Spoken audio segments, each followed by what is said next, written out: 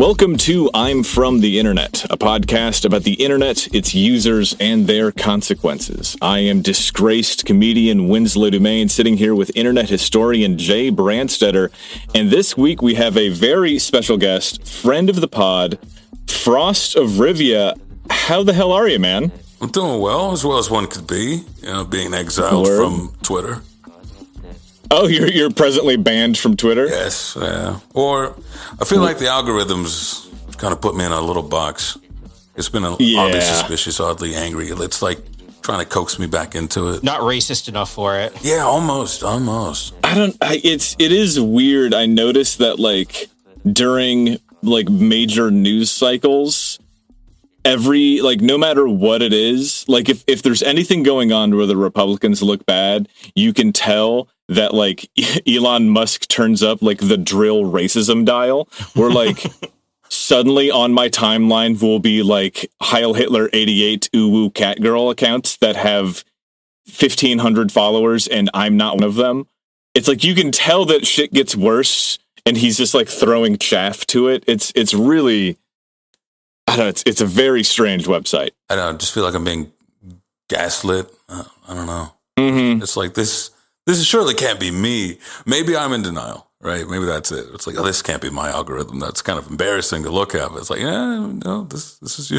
No. Yeah, I've seen some stuff about legislation against major social media companies that their algorithm would have to be made public. And I'm really interested, obviously that would mean a lot of things for social media people, but I'm very curious to see how things are weighted, to see how crazy we've been made by all of the different codes in our life. Because when the Twitter algorithm went it was, some parts of it were released and people found out that if you put 50 exclamation points in your post, it would just be ranked higher. And there's certain accounts, 50 Republican accounts, and then drill that could never be deranked in the algorithm. Why drill? Why is drill load bearing? Yeah, I think people would just stop using Twitter if he wasn't there. Certainly, it's one of the main reasons why I made an account in the first place, was because I wanted to see where all the action was. Action being drill. But yeah, that's interesting, man. I guess the first question we have is, are you familiar with video games? With the idea, the concept, yeah. Well, you're going to throw broadly. At me. Absolutely not.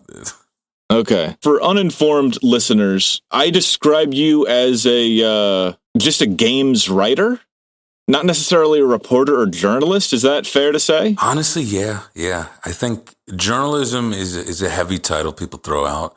I think I've done maybe 2 pieces of actual journalism in the entire time that I've been writing. I'd say writer. Everyone should call themselves a writer. Unless you're Jason Schreier and Luke Plunkett.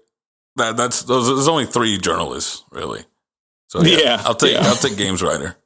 Yeah, well, your Nick Calandra takedown was journalism, as far as I'm concerned. That was fantastic. Yeah, that's the one, and then the pirate software, the DMCA strike. Those are the only 2 that I would describe as actual journalism. The rest is just, I don't know, drivel for the algorithm.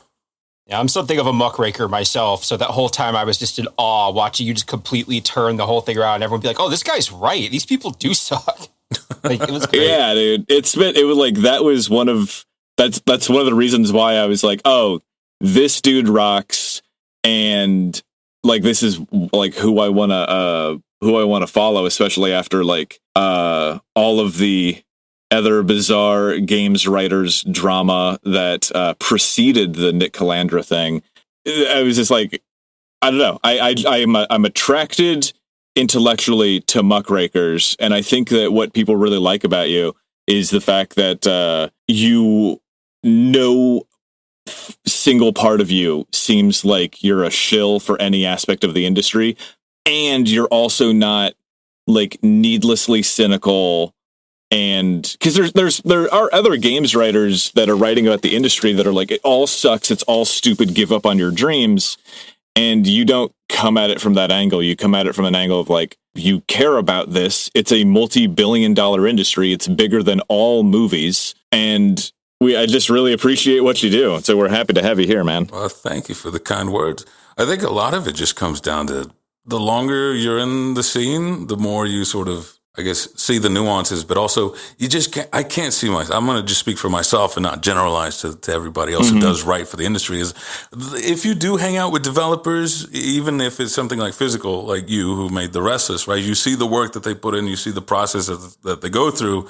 I don't know how you can expose yourself to that on a daily basis and not go, there is hope, there is room to improve, and not sort of just look down at yourself going, well, this sucks, well, this sucks, well, this sucks. Why are you still here, man? You know, like, what's the point?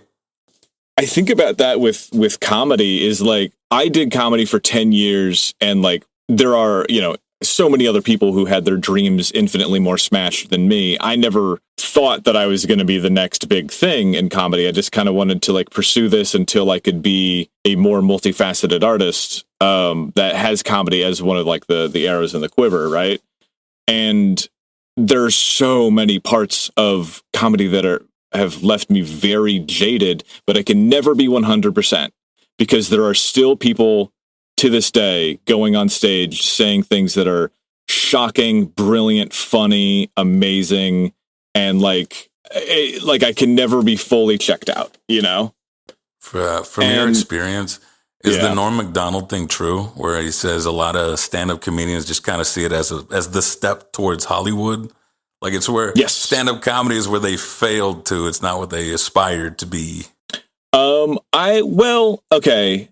That one is interesting because there's a lot of comedians who are under the assumption that all of their favorite comedians just do comedy.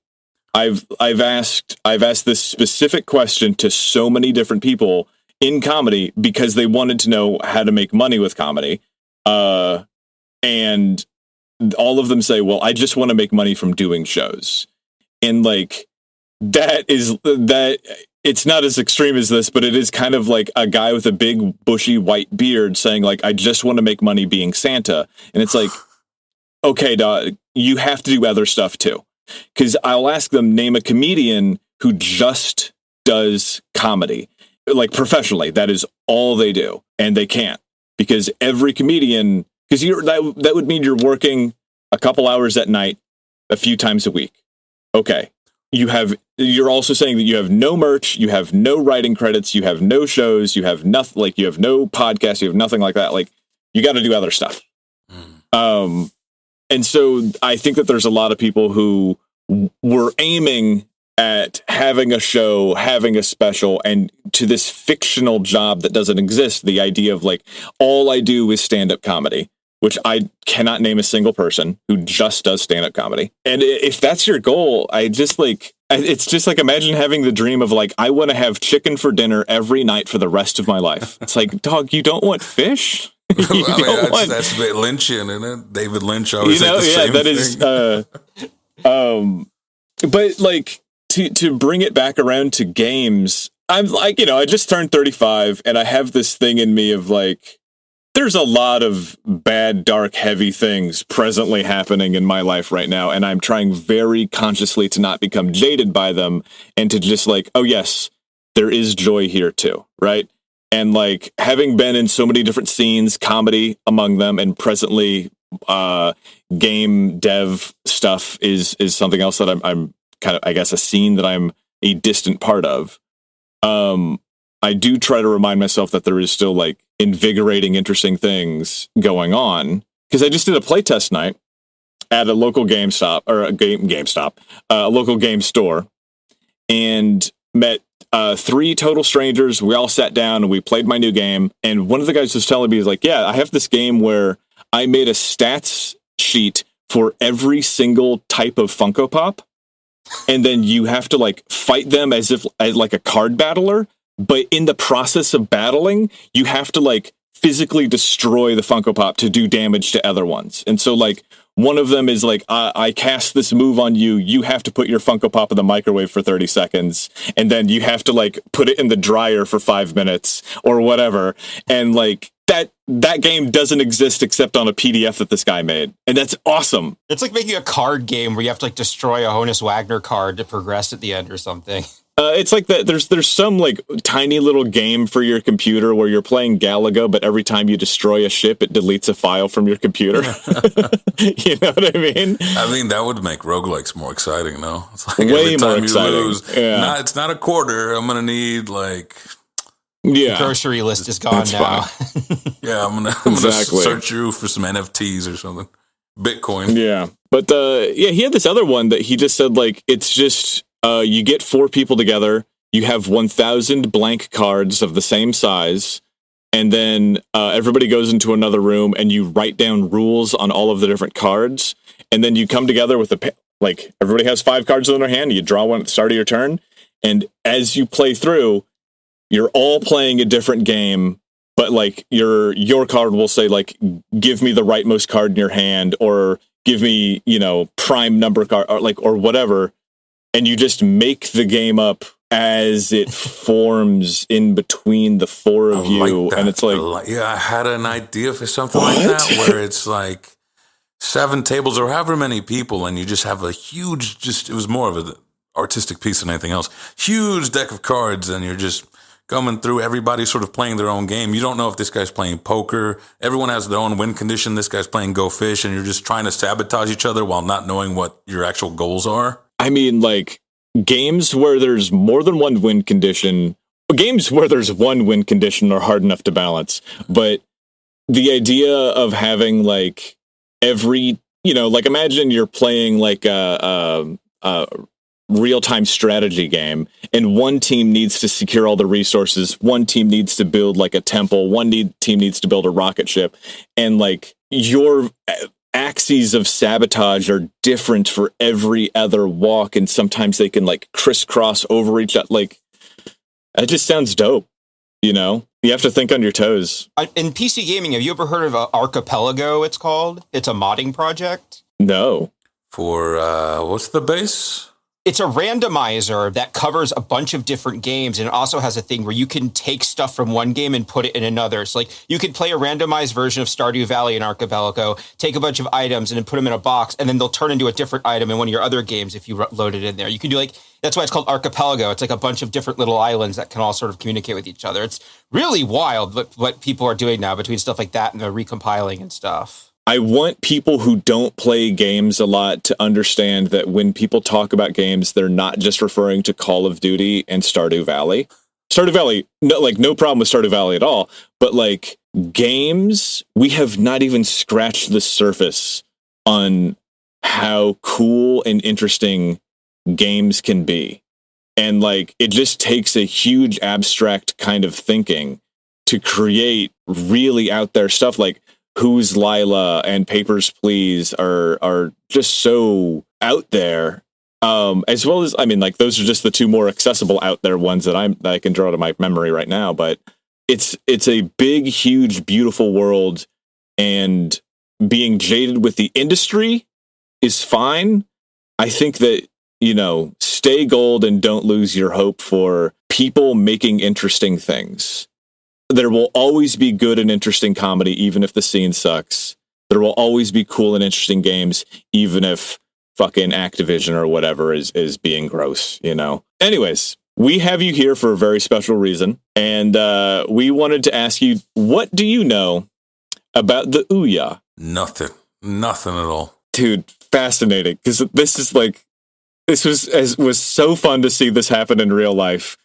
It touches on a few different things, but I've been talking for a while.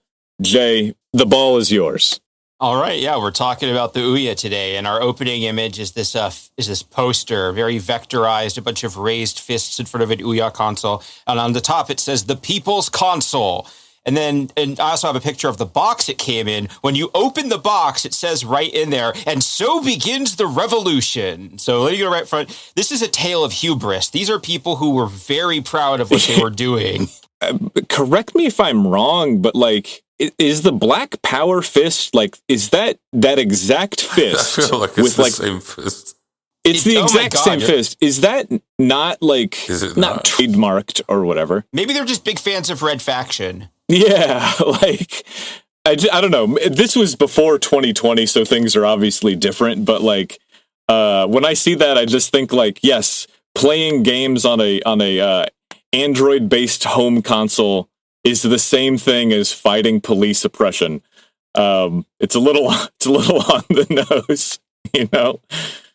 It's just got mixed messaging, doesn't it? It's got A little heavy, the black power, and I'm also getting some like POWMIA vibes. Like, yeah, absolutely, and like kind of the Obama stripes. Yeah, and with the OUYA floating behind it, it kind of looks like it's flying over them, like they're like cheering it on. Right. Yeah, exactly. As we face the East. Yeah. And so I have just to sort of give a taste of what that sort of hubris was like. Frost, if you'd like to read this bit from the Kickstarter here, I've clipped. All right. The OUYA, show the world through your numbers that you're out there. Show them you're ready to level the playing field. Enlist others. The more we raise, the more we can do. OUYA, the revolution will be televised. Fucked it up there. Oh well. It's big talk for again, games are amazing and are so interesting, but this is like staggeringly big talk for what they ended up doing. I was gonna say I'm tired of revolutions, but this was 2009. This predates the micro revolution. Everything's a revolution. Yeah. Yeah, well, this does start all the way back in 2009, because that's when the Kickstarter website was founded, and it very quickly became the face of crowdfunding online, and there was this huge initial boom of Kickstarter projects. And the OUYA's Kickstarter began on July 10th, 2012. We'd had that first big wave of Kickstarters, but it hadn't been long enough for them to be disappointing when they delivered or failed to deliver entirely. So it was all potential. It hadn't really run into the mechanisms of reality hadn't quite been borne out yet. So I do remember Kickstarter having some pretty dope shit at the start. But yeah, I'm sorry. I'm not really contributing much by saying that eventually people started to have a long list of hysterical Kickstarter failures. Because it is a perfect place of combining high ambition and the structures of capitalism that allow those ambitions to be completely destroyed. So yeah, it was a fun and heady time. Very much, yeah. And just like to give an illustration, this is 2012. That's your like Pillars of Eternity, Broken Age, Wasteland 2, The Oculus Rift, Shadowrun Returns, Star Citizen, which still isn't out yet, and even the Homestuck adventure game. Like these were all in the same year. All these made like millions of dollars. People thought that this was going to be like how games were made from now on. Eventually, we're going to have to do an episode not on Star Citizen, but on the coverage of how Star Citizen has never come out. Like, that's its own industry, is commenting on how Star Citizen is never going to come out. Everybody's waiting. Like, so many game writers just waiting of like, do we say it? Do we not? It's like the Chinese democracy of the gaming world. Like, it's never going to come out. Do you think things are better than we say in there? I mean, I don't know. I just think that it's like Guns N' Roses needs Buckethead to finish the album. I think Star Citizen needs, who's the Buckethead of the gaming world? I don't know. I don't even know the Buckethead of Buckethead. Suda51. Oh, yeah, that makes sense. Buckethead, yeah, he's the virtuoso guitarist with the chicken bucket on his head. He's released like 200 albums. Jeez, okay. Nice guy. Well, that's not Jonathan Blow then. No. But yes, Studio 50 or UFO 50? UFO 50? What, the small game with 50 little plug and play games? That kind of matches. There you go. Yeah. Yeah, and to sort of establish like why the OUYA was at the right place at the right time to kind of blow up like it did. This is 2012. It's the tail end of Angry Birds' peak. Mobile gaming is still very new and novel, but it's demonstrated this is a thing you can make a lot of money on, and there's a big audience for it. And also, this is right after the Wii. The idea of the casual gamer was actually somewhat new at the time. Like, not maybe historically, but like we had this whole new group of gamers that were entering the scene, and that there was this idea of, well, what if we made gaming more accessible to these new people who play games on their phones or just have a Wii and that's it? So you could see that demand there for it. Yeah, the phone market did kind of open things up for sure. Yeah, you've also got like around 2012, 2013, we're getting into the Xbox One, PS4 generation. Massive flub there where he's like, yeah, this is always online, and if you're in a submarine, well, you're shit out of luck, I guess.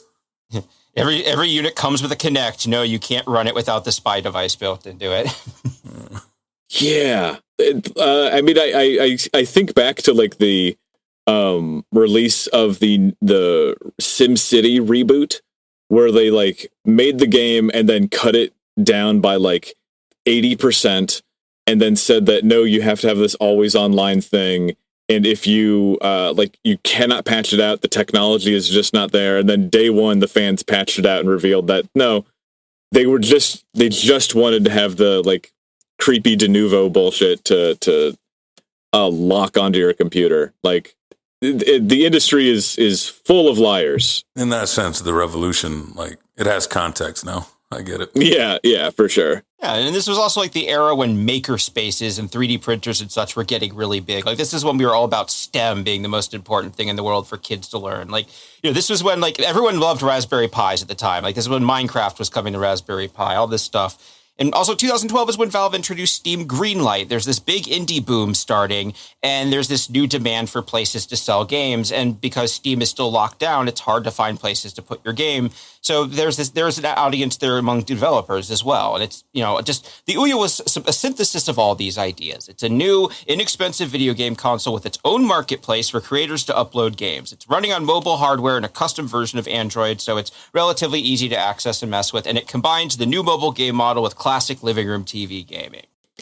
I don't know what a Raspberry Pi is. It's like a little $30 computer that was really popular with hobbyists. Like, you could do stuff like turn it into what they call a Pi hole, where it's like a network-wide ad blocker. You can run little gadgets and devices on it. You can just use it as an emulation box. I have a couple of those in a closet somewhere from Fred, yeah.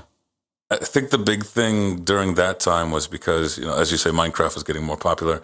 The big thing people were trying to do is run custom servers. And this was kind of the cheap, easy budget. I can make my own server. You don't need a whole nother PC to run it. You don't have to rent it for yourself either. So there's your Minecraft boom there. I've seen people do interesting things with Raspberry Pis and varying like piezoelectric transducers. Have I already talked about piezos on this podcast before, Jay? It seems like a word you'd remember. I don't remember that word, no. In like an old landline phone, in the mouthpiece there's a really sensitive crystal disc. That's a piezoelectric transducer. It has a little soldered diode or whatever on the inside and on the outside. Your voice vibrates the disc, and that's how it makes your voice into data that it sends over the power lines, right? You can just take those out and then wire them into a plug for like a guitar amp, and then suddenly you have this ultra sensitive little crystal disc that back when I was making music, I would hook it up to my throat, and so I could do vocals not from my mouth, but from like the vibrations from my neck. And they're like super gravelly and morbid and green, like it's like really grimy. But I've seen people hooking them up to piezoelectric to Raspberry Pis, and then they just have a little box full of earthworms that they put in, and the worms will like over the discs, and so you just get the sounds, the like ultra amplified sounds of worms moving across crystals, and it's fucking dope, dude. I like the experimental versions of whatever genre you have where people are doing weird shit. I want to be in that corner, you know? Yeah, like I mentioned, like if there wasn't any of this hype or bombast, it would just be a historical curiosity. Like if it was just something that came out in a store, it would be one of those things like those like 999 in one little game consoles that were around in the 90s, where it's like a cheap thing people buy because they can't or don't want to buy a full-size console. You use it, it doesn't last forever, whatever. It's not a big deal. But again, they really sold the idea of you participating in a movement. The Kickstarter backers, instead of welcome to the revolution, they said, thank you for believing. Like you were selling belief with this console. Why does that work so well too? Like how many gamer movements have been sold, and well, some have gone somewhere. Well, there's one in particular that was pretty successful. It did definitely put somebody in the White House. Well, I don't know. I mean, Steve Bannon was right. You know, there are there are a group of individuals who'll just, what was it? Rootless males, he says, just ready to latch on to any cause.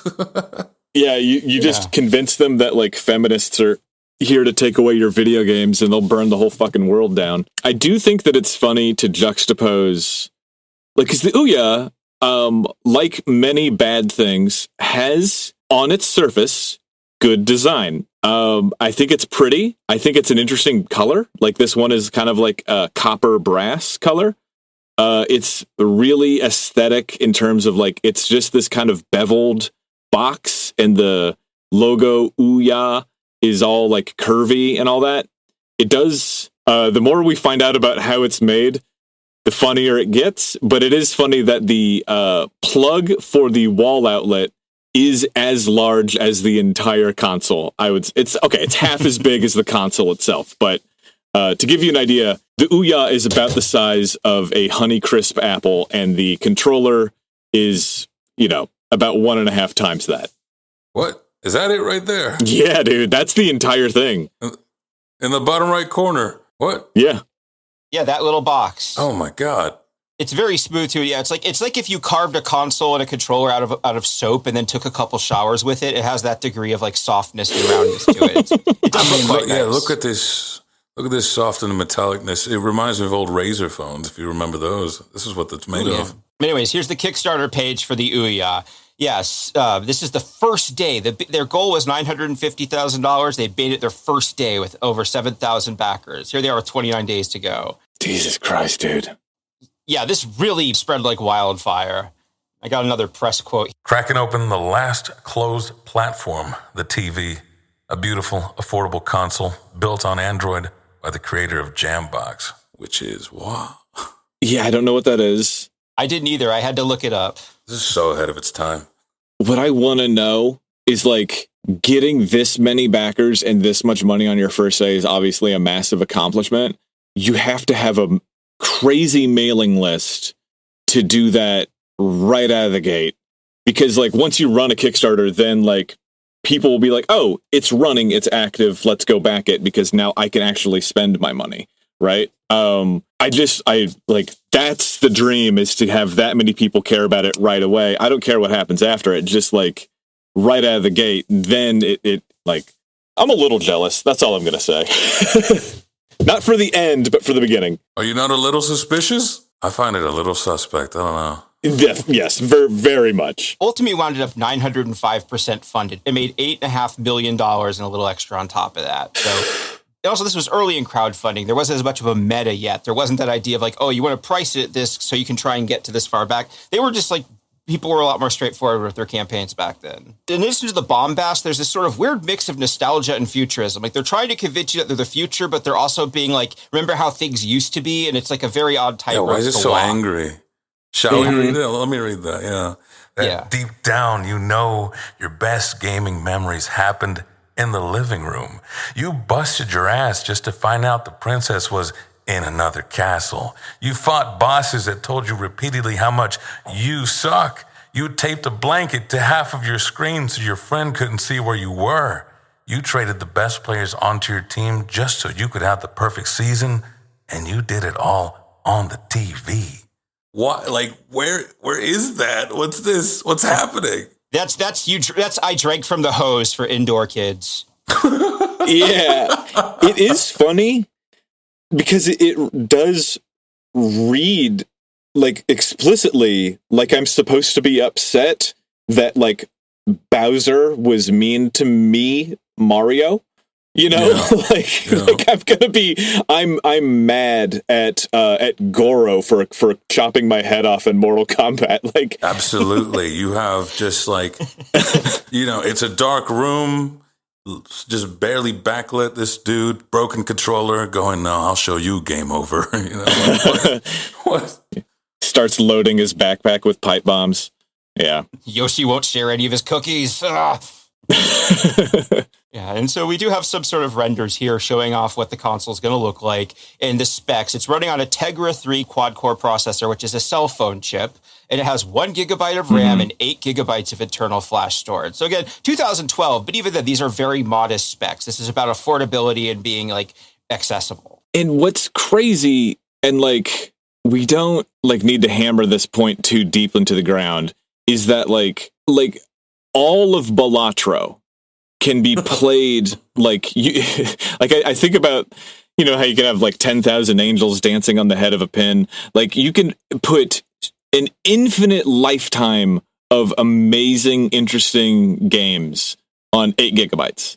You don't need to complete like all of Balatro, all of Stardew Valley. I mean, like tons of Terraria in that thing. Yeah, like bajillion times. And like some people have the sauce and some people have the recipe to make interesting things small and not indulgent in their graphics and not indulgent in their file size. And then some people do not. Some people are like, no, the game needs to be photorealistic or it's a bad game. I've been working on a theory for that where I'm thinking there is a difference between like an indie creator and there's a difference between someone who's broke.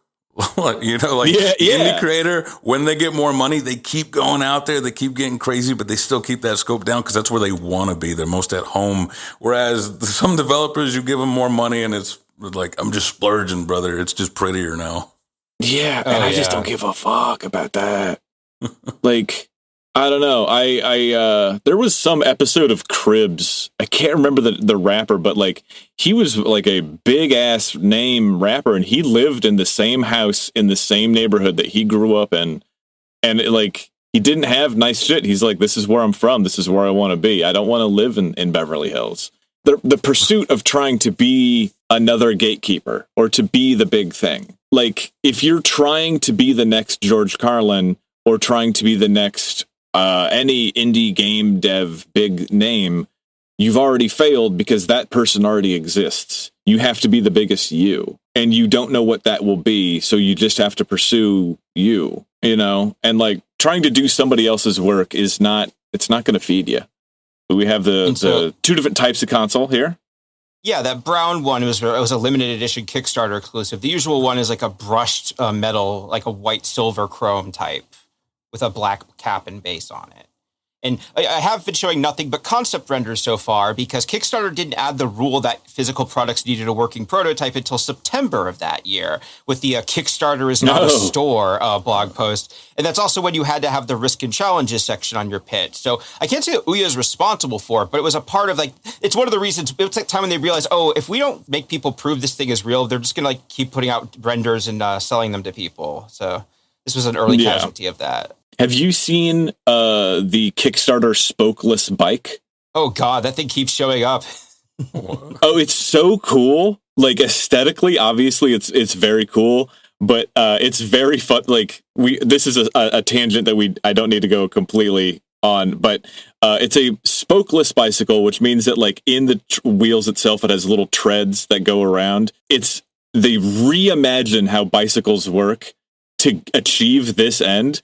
But because it's got a wheel assist when you're biking, like if you're going to go up a hill and you pedal a little bit, it will like go automatically. And so if you bonk the pedals while it's just standing up and you're not riding it, the bike will just ride away and run into the forest. It's really fucking funny to watch. It's definitely the most haunted bicycle you can buy. I'm struggling to get my head around this. Anyways. That's great. Yeah. So the OUYA, like, it does look nice. It was designed with aesthetics in mind, and that's one of the things that caused issues with it when they started manufacturing it, because it has this brushed metal case, and that gives its internals really poor antenna strength for both the Bluetooth and the Wi-Fi, which is a real problem because the controllers are Bluetooth controllers. So a gaming system, you know, if you have any kind of input latency or your controllers is connecting, like that's like the quickest, easiest way to make your thing unusable. And the controllers were also like, I mean, they were made of like the thinnest possible polymer. Is that right? Like they kind of shattered on receipt. Oh yeah, there's some failures with the controller we get to look at in a bit. And actually, here, Winslow, would you like to read this post, this bit from the OUYA.fandom wiki about the controller issues? Okay. This problem tends to occur when using 2 controllers or more, but it can also happen if the controller is more than 5 feet away from the console.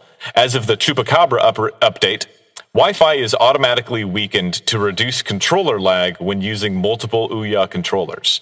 This is mostly due to an issue with the OUYA Wi-Fi Bluetooth implementation, possibly due to the poor antenna and metal case, which also caused Wi-Fi problems.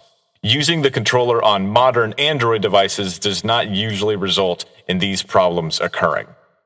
So they've weakened the Wi-Fi signal to allow for better control to the device because they just made it out of the wrong type of material. Yeah, as we'll see, they commissioned this fancy designer to make the case. They're like, well, shit, we're stuck with it. It is very much like the people who put like lead foil sheets around their Wi-Fi router to like stop the signals from getting into their brain and like, you know, the ELF waves, which just completely kills your Wi-Fi. Like it makes it so that you need your Wi-Fi to do Wi-Fi stuff. Yeah, means the lead's working. I don't know why you would have that in your house, but yeah, it's very silly. It's like taking a fire into your house and then intentionally putting it out. It's like, well, what are we doing here? But because you thought it looked cool, like that was the whole problem. Is they believed in the aesthetics, didn't really think about the practicality. Yeah. Okay. Yeah.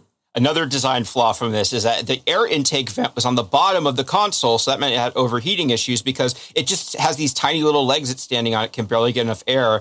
And so the very common fix was to take your OUYA and set it on its side so the bottom and top are both exposed. So all this aesthetic work wound up just being like, well, it doesn't fucking work. I guess I'm going to have to ruin the whole form factor just to have it not overheat on me. Just, again, very poorly designed. It does just look like a high-tech alarm clock. You know? I don't know why I was like, this looks like a retro futuristic birth control pills. Like it's got the yeah, like you'd put your birth control in there. Yeah, all the little these would be holding your birth control. All this. Yeah, and kind of like the slate gray rectangular prism thing. It does kind of look like the reactor control rod used in Chernobyl. That's a reference that's probably only for me, having seen one myself, but it does kind of evoke a bit of an industrial waste type of thing. Turns out it kind of is industrial waste if you think about it, but, you know, here we are. Yeah, and like the chip was tiny. If they had designed around it, then they could have made it better, but they commissioned those renders before they had a finalized chip. So when they got the chip there, it's like, well, it's got to get in there somehow. Oof. Yeah. Yeah. And you could see, like, from some of the early plastic transparent dev units they sent out, like, a whole third of this console is just empty space on the wrong side. Like, the fan is over here. That's just air that's not doing anything except maybe heating up. Just, I don't even know anything about product design. Even I could tell it's like, Jesus, thing would be a real pain over time. Yeah, there's just, like, because they're building it around somebody else's form factor, they're building it around, like, the Raspberry Pi thing. Like, if their design incorporated that, they could have used the space so much better, but they thought, no, I want a little box, and then they like were kind of SOL with the rest of it, which is just kind of a shame because they should have just done it backwards, I guess, just planned from the actual product or the pieces that you have, you know. I have more faith in things that are like kind of ugly because I feel like, see, that's my bias. If it's a little ugly, I go, 10 of the best engineers touch this thing. Surely. Yes. This is like from God. It gave you the schematics. It's hideous. It must work. Yeah, like scrappiness is endearing. Not everyone can be scrappy, but anyone with money can afford to hire a designer to make their stuff look good. So I'm the same way. Yeah. Yeah. And so I've been mentioning the design. So this was designed by a guy named Yves Bahar. He was a Swiss design guru who was big in Silicon Valley in the 2000s and 2010s. And just in some of the stuff he worked on. He's the guy who designed the one laptop per child laptop, also known as the $99 laptop that wound up costing $200.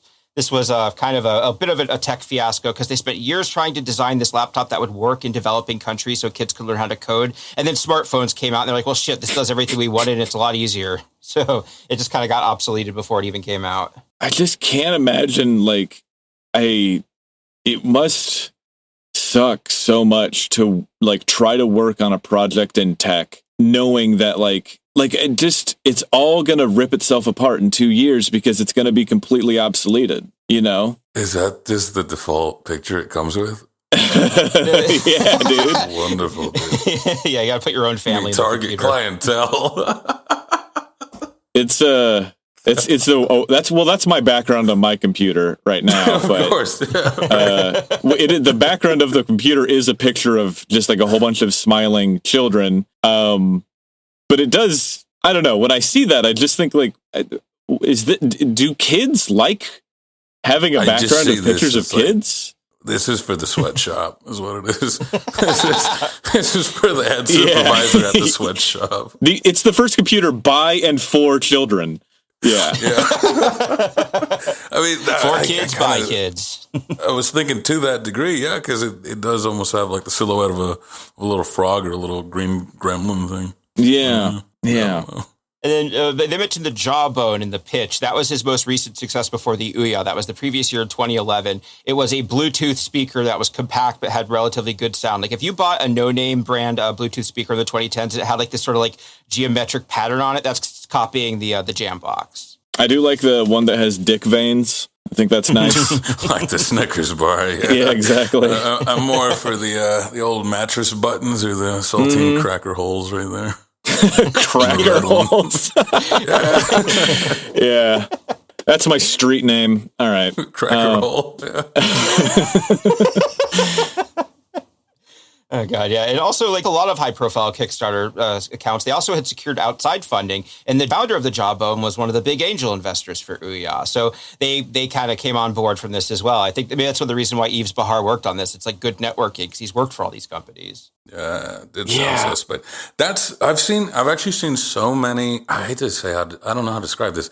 I've seen so many Kickstarter projects sort of get like a high-profile, high connections figure sort of aligning with them, and then the person in charge of the product just kisses their ass in hopes that like maybe you'll mention us at a at a better conference or something like that. So unfortunate. When I was first talking to a PR team for my second Kickstarter, which was for the 3rd edition of my tarot deck, they had like a short list of people they were going to try to contact as like a PR thing. They're going to try to talk to the New York Times and like all of these really high profile things. Like that's so not going to work.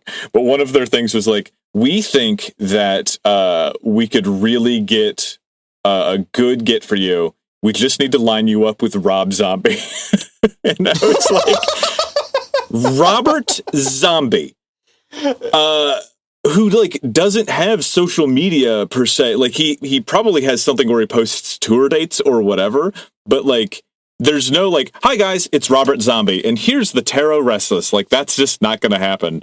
But yeah, this was the early 2010s were like such a golden age for gizmos that you have never needed and never thought about. Like the portable single-use blender. Do you remember that? But yeah, it was a blender that you could like take with you to a place, and then you would use it, and then you could drink your smoothie out of the knife cup that it comes with, and then you just have to carry back this heavy, dirty smoothie container all the way home, or like. Bluetooth-enabled wine bottle openers. What are we doing? There was one, the Smart Salt. It was a Bluetooth-enabled salt shaker. Oh man, I wish I was older and had more disposable income in the 2010s because I would be that guy that's just at the bar with his Smart Salt and his disposable blender. Just Moscow Mule, my lady. Yeah. Hold on, I got to update this thing before I can make you your margarita. Just like subscription. The idea of just becoming like the Playboy of convenience, where like you just have every conceivable gizmo that you can have. We're like, I've got this. I've got a laptop to put my shoes on, like. Yeah, it's like the $1 Million Man and just made up in aggregate with all these gizmos. Subscription locked $1 Million Man is really funny. Or just me in the theater, right? Yeah. Just these candy and food prices are too much. I'll bring my own margarita blender. in the middle of the. In the middle of Schindler's List. Yeah. That's exactly it. Yeah. I just like, the Theranos and the, what's the juice one? Juicero. Juice one. There you go. Juicero. Both like, really pulled the wool, over people's eyes, away from people's eyes. You know what I mean? When it comes to like the promises of an electronic device and like, how much do you even need it? Because what I'm looking at here is the vessel, which was described or developed by the same designer that we were talking about previously. And it says automatic. It knows what's inside. It's not magic, but close to it. The vessel spelled with a Y, by the way, knows and aggregates the makeup of everything you drink. No more guessing or journaling. It keeps track of what's important to you. ... All automatically. You like, to what end? What for? Calorie counting? Maybe? I guess. Yeah, if you're journaling your beverages, I think that's an eating disorder. Well, you know, a lot of shakes and stuff. So it's like, it's got 3 eggs, 2 bananas, half a sirloin, and it's counting the calories as you're sipping them throughout the day. I can see. I keep track of your macros. Yeah. It's crazy that that the guy from Sleep Token named himself after a beverage thermos, but here we are. All these like, you can put beer and coffee in it, and it will just be like, containing coffee. Yeah. Just. This is like, 2014. We still yearned for information, the information highway, but now it's like, it's too much information. Information overload. Care. Yeah. Yeah. Like if the restaurant that I'm eating at has got a D rating on their cleanliness, don't tell me. I don't care. I'm gonna die. I don't care. Do tell me, because I look those out. Yeah. I didn't eat there, but I did go by a place that had a C- rating, and I didn't know they gave out minuses. Just a little. Someone took a bribe. Yeah, it was a living rat, so we'll let you go. Yeah, okay, fair enough. Yeah, the rat was eating a larger, more threatening parasite, so I guess we give them credit. So, yeah, so unsurprisingly, Theranos for beverages didn't actually work or pan out, so they shut down in 2018 after only delivering a water bottle with a hydration tracking app, where it would like keep track of how many bottles you drank, like. I figured the empty bottles would tell me as much. Exactly.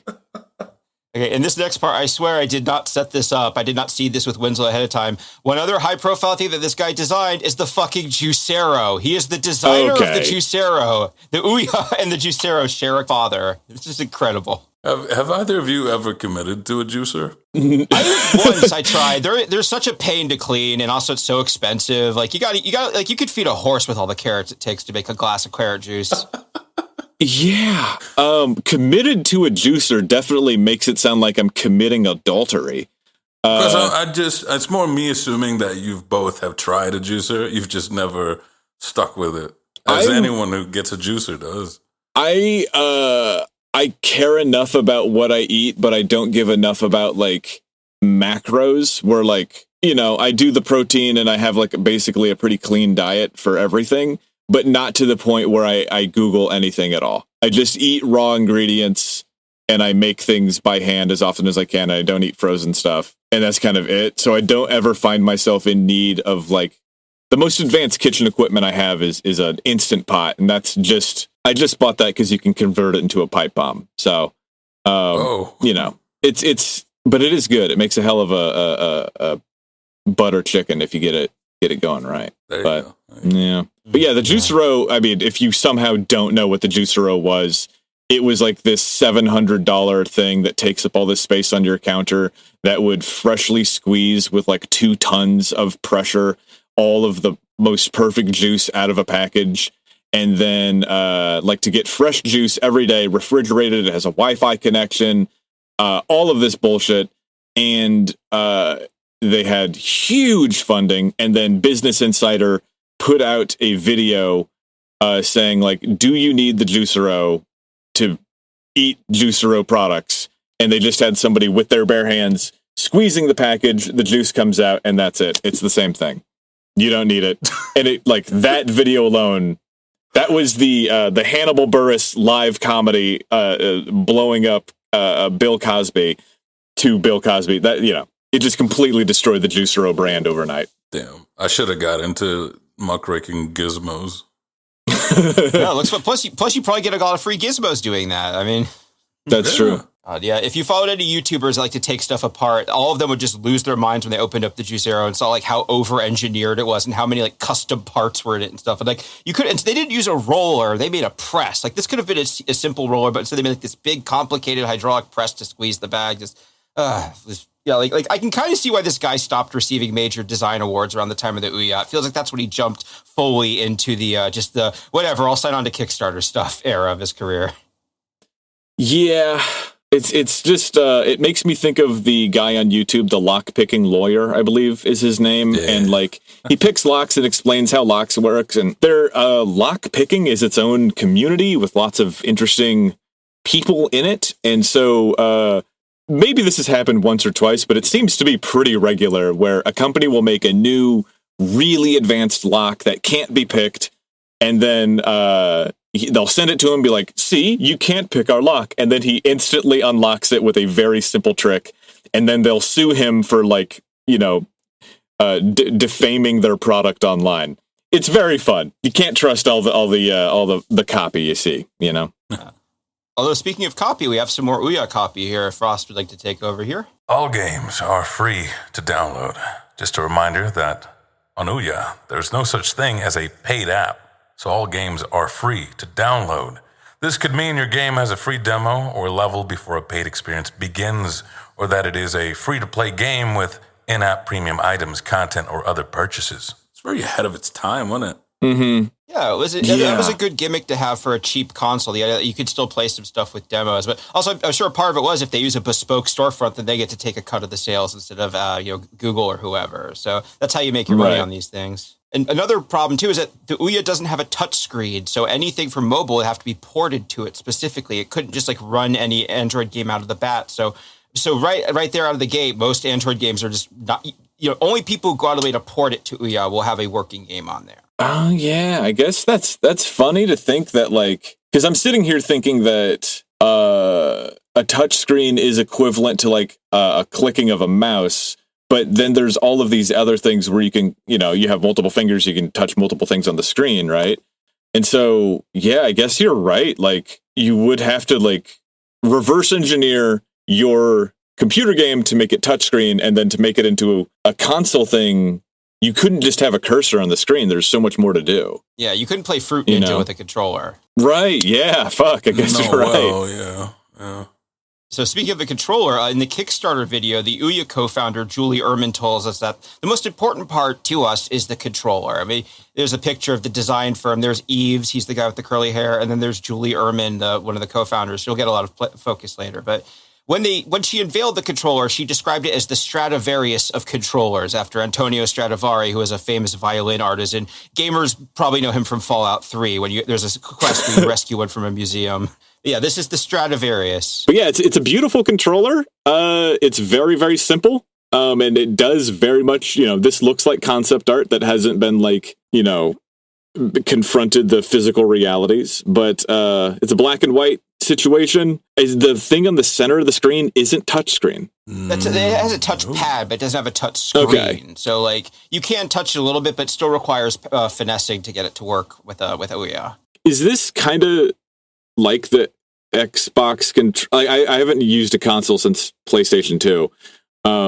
But to have the D-pad on the left side with a joystick above it, couple shoulders. The off-centered? Yeah, that's like a 360. That's like a 360 controller. Xbox form factor, yeah, as opposed to the DualShock where it's the two, yeah. Mm-hmm. Yeah, the off-kilter ones, I like that a lot. The angle, though, I feel like it's just not ergonomic. It's screaming like I'm going to have my wrists at an odd angle. And the paneling is going to be awful for sweaty hands. It looks like it's made of fridge. Yeah. Anybody who's like taken a toothpick to their mouse or to make him look cool. No, to your computer mouse, but a toothpick to like the side of your controller, and you get like that the black pasta of dead skin that collects in between where the plastic pieces meet. knows that this controller is going to be a nightmare. Yeah, and also for me, one thing that stands to me is the buttons. They all just have colored circles on them. They're not labeled, which seems like that'd be a nightmare for colorblind people. And also the bottom one is a bright yellow and the top one is like a goldenrod orange. If you have warm lighting in your house, those are both going to look the same. Like, you can tell this was never actually tested in someone's home. You think that would be real metal? Yeah. No, you would I don't know. Our gaming controllers don't have any metal on them, do they? No. Like the springs, maybe. Sure. Yeah. Yeah, you don't want something that absorbs heat. You're holding it a long time. Oh yeah, I guess so. Yeah, just they designed the boot up animation before they finalized any of the actual hardware. This is very branding focused, so that's why they have all this. And just this is a prototype. Keep in mind, prototypes can change pretty dramatically. Like there's the infamous Sony Batarang from the PlayStation 3. Yeah.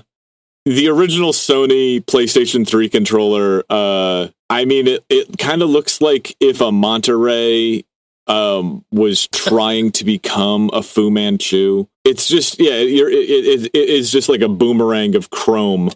It does not look like it belongs in the human hands. And it's really long. Thanks for fighting. Yeah. It's like if David Cronenberg designed a controller, like they're going to stick that into someone in Existence or something. Yeah, definitely. I could see that like melting in the Salvador Dali. Just a chrome banana. Yeah. And so, like in this case, the actual controller we got wasn't quite what they promised. We got this little guy instead. It kind of looks like the Discord logo. Yeah. Oh my God, it does. Yeah, I mean, I think it looks better than the prototype. It looks better than the prototype. It is definitely like it looks like you put the prototype in the dryer. You know what I mean? Like it's all bonked down, and when you get the Sonic ice cream bar and his eyes are in different directions, it's kind of like the controller version of that. There you go. Yeah, it's not pre-shrunk. This was after a wash. But you can just by looking at this thing, you can hear the squeaking that it's going to make when you twist the controller even a little bit. You know, you can hear the whine of the plastic. It's even worse than that. The controller, the batteries are stored in the handles. There's one in each handle. So you have to pop the two front faceplates off to replace the battery. So a recurring issue was the buttons would get stuck under the faceplate because it was made to be removable, so it wasn't as tight as it should be. So, yeah, there's a reason why usually controllers keep their batteries in the back where they're out of the way. Yeah, and like the split front panel is such a weird way of doing it. Like, why not put that in the back? Ooh, that is heinous. Yeah, I had a friend who would put plates on his 360 controller. The buttons always got stuck under that plate. Yeah. I imagine the same situation here. Yeah. It's bad. Yeah, and these were $50 each. Dude, we need a Kickstarter for guns. Imagine how the interesting guns that we could make by like, I guess that's what a 3D printer's for, but like just all of the fucked up things that we could do. Oh man. Just finding new and interesting places to put the bullets. Exactly. Yeah. That's the RCP 90 where you have them on the top and they just kind of like if you told this was a fake controller, it's actually a gun, I think they'd believe you. It's like 2 shotgun shells. Yeah, I need to crowdfund a blender that can be rail mounted for guns, so I can make a smoothie on the go. Yeah, they had a stretch goal to put a Picatinny rail on the top of the console, so you can put a scope on the game. Gosh. Yeah. And eventually, they just patched in the ability to use existing Xbox and PlayStation controllers over Bluetooth, because even OUYA diehards weren't super happy about having to buy $150 worth of controllers to play 4-player games, because it only came with one. You had to buy additionals, and some of the most high-profile exclusives for this, like Towerfall and Duck Game, were explicitly designed as 4-player experiences. So you were kind of missing out if you didn't buy all that extra plastic with it.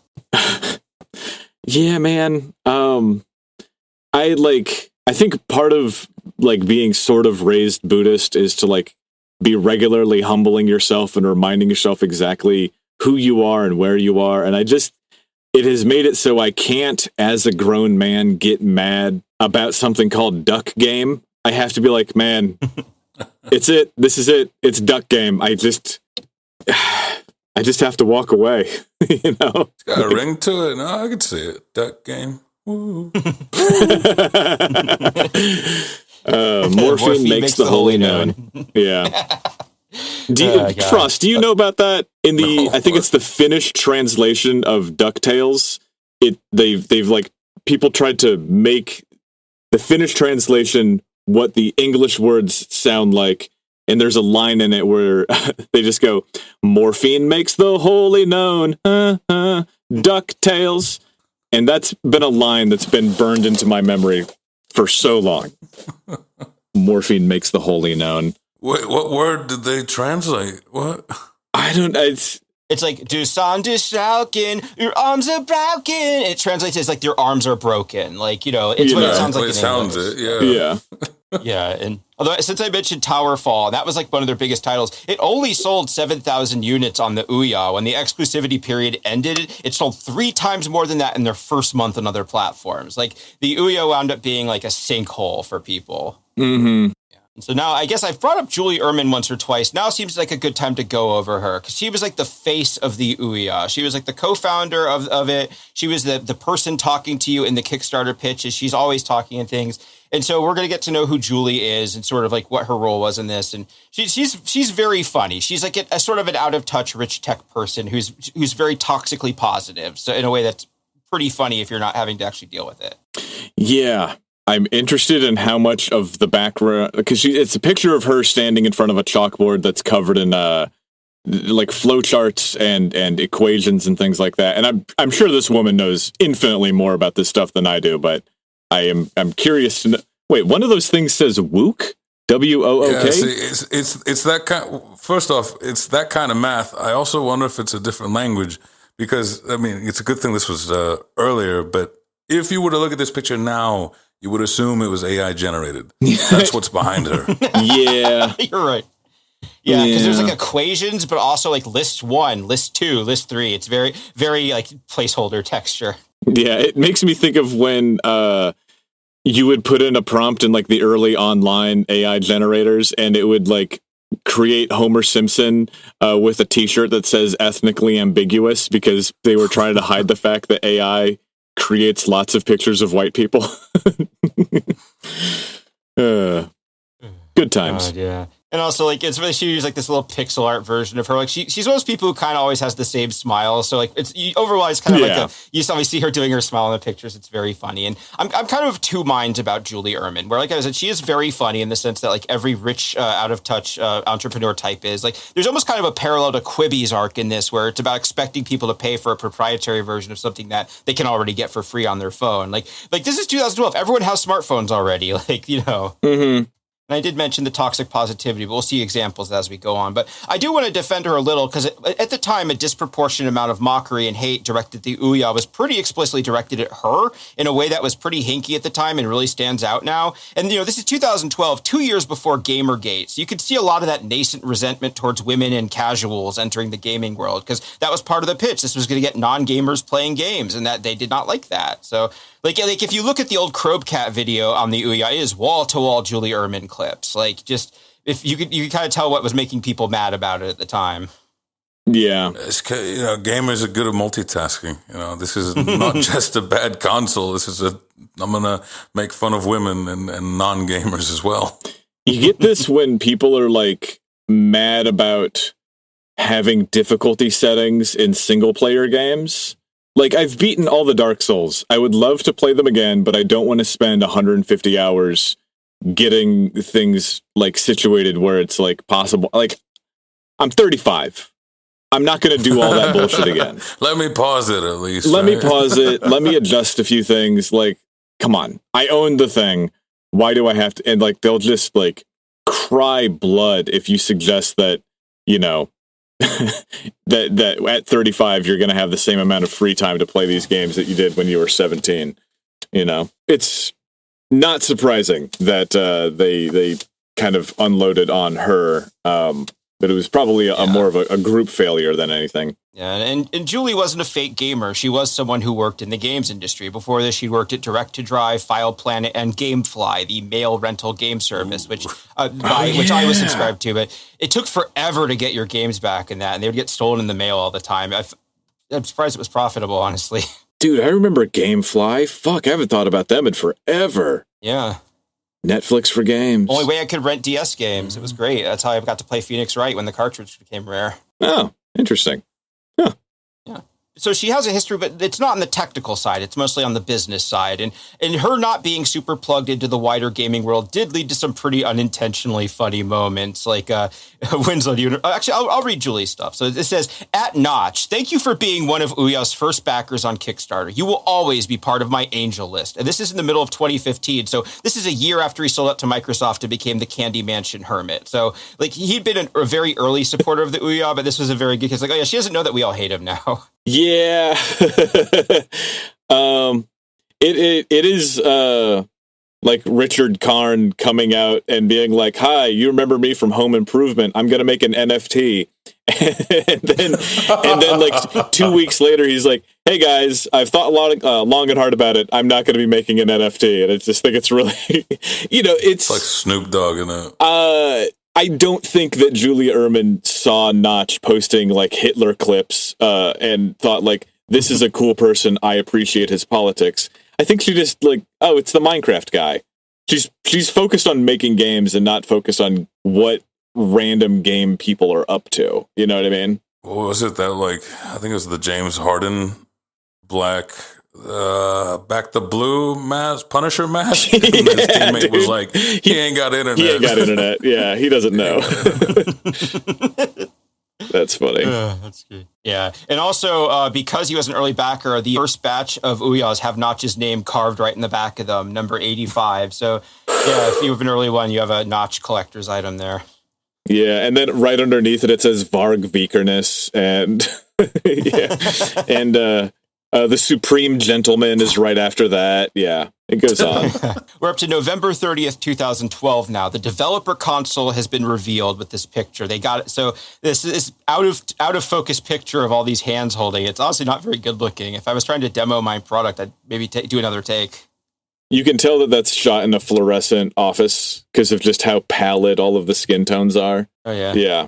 A lot of flesh going on in this. That also looks like AI generated because there's a lot of fingers going on here. It's like a reverse goatsy. Reverse goatsy is a man aggressively closing his own ass. It does elicit a sort of almost Hieronymus Bosch kind of just That's funny. being grabbed and taken down into hell. Yeah, the Garden of Earthly Games. Yeah, and it was supposed to ship out on the 28th for backers with the SDK available the same day. Also, this is a day after, just a couple of days after Nintendo announced a $99 version of the Wii. So if you want a $99 console, now there's one by Nintendo that you can get. And also December 3rd, Steam announced Big Picture Mode, which is a part of their conspicuous attempt to try and reach the same living room audience as the OUYA, which I kind of forgot that Big Picture Mode didn't just come with the universe. It was actually new at some point. Like, yeah. And Big Picture Mode, I've accidentally turned that on like 4 times. What is it again? It's just like a full screen Steam. Yeah, it's like a TV interface you control with your controller, yeah. Okay. It's like when you get your grand's phone and she's got the font boosted to 250%. Like, damn. Because I remember, like, I would go to close out of Big Picture Mode and it would be like, oh, yes. And it would turn my entire computer off. And I'm like, how did you get permission to do that? I think it still does that. Jesus Christ. Yeah, that one's baffling. Yeah.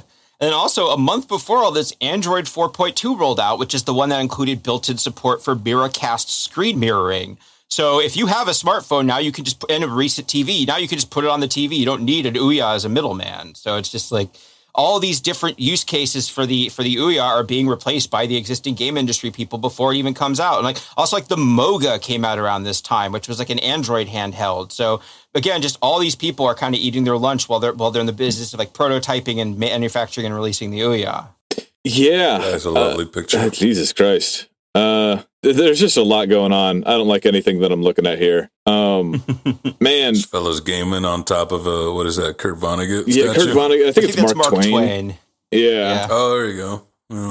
Both had that crazy hair and mustache. I just don't like when men wear shorts that cover their knees. It's not like that I want to see more men, but it just makes you look like a fucking slob. it's just too much. You don't have the confidence. I remember wearing these when I was younger, and it took a while before I was like, I'll go above the knee. My shit is locked up right now. I got these, like, I'm like right in the meat down here, Yeah.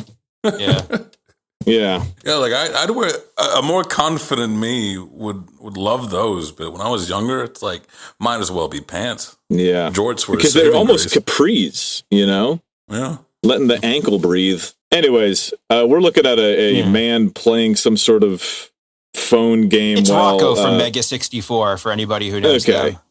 Yeah, he's wearing the gamer glasses, which are the wide rectangular lens that all of the Reddit guys wore in the 2010s. You know what I'm talking about. You could picture it. Oh, very much, yeah. So now we are at the point where the OUYAs are being sent out to their customers. So this seems like a good point to break. And on the second part, we can talk about how and when people received it, how they reacted, and some of the OUYAs' attempts at building up hype after they launched. So got a lot of fun stuff to look forward to. Excellent. Well, thank you for listening. We have a Patreon. It's $1 a month. Lots of new stuff there. Please check it out. You can find us on Twitter at IFTIPod, at Gmail at IFTIPod@gmail.com. And you can find me at winslowdomain.com and winslowdomain on Twitter and calculations on Instagram. Come into the Discord on my side, and we are looking for playtesters for my new game. And there's going to be more about that coming out soon. You can also get all of my stuff online, too. And Jay, where can they find you? I'm Brandstetter on Blue Sky, and my link tree is in the show notes. Excellent. And Frost, thank you so much for coming by. And where can we find you online? Let's see here.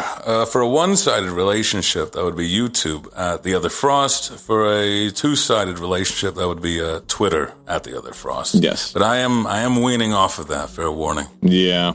I feel bad recommending people to go there. So, yeah, I'm around there.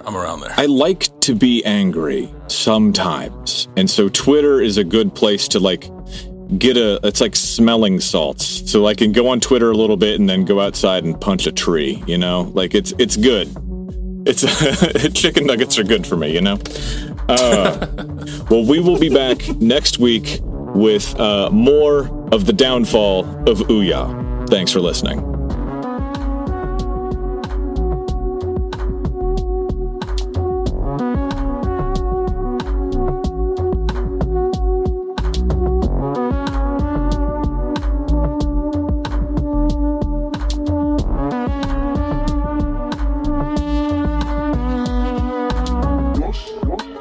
I'm From the Internet is created by jaybrandstetter and Winslow Domain. Edited by Steve Brown. Music by Steve Is Broke. Oh, wait, dude, I forgot. We needed to cover this at the top of the episode, but in the second episode that we talked about Beanie Babies, I said that baby carrots were actually just baby carrots that didn't grow full length. I'm wrong. Jay corrected me in private because he didn't want to embarrass me. Baby carrots are just hunks of broken carrots that have been lathed down to baby carrot size. Not unlike when you said a block of soap that you took a couple showers with. So yeah, I just wanted to identify before the carrot enthusiasts get mad in the comments. Also, while we're doing Winslow corrections, glass is not a liquid. That's a misconception because old methods of making glass were less accurate and even than modern ones, so they're uneven, and people are like, "Oh, it looks like it's moving," but nope, it's solid. I mean, I know that, but like, I'm working on my action. No, that's like, please correct me. I don't want to go on. I do know that glass isn't a liquid. I just was referring to like the idea of it, but yeah. Okay, cool. My century of humiliation continues. Anyways.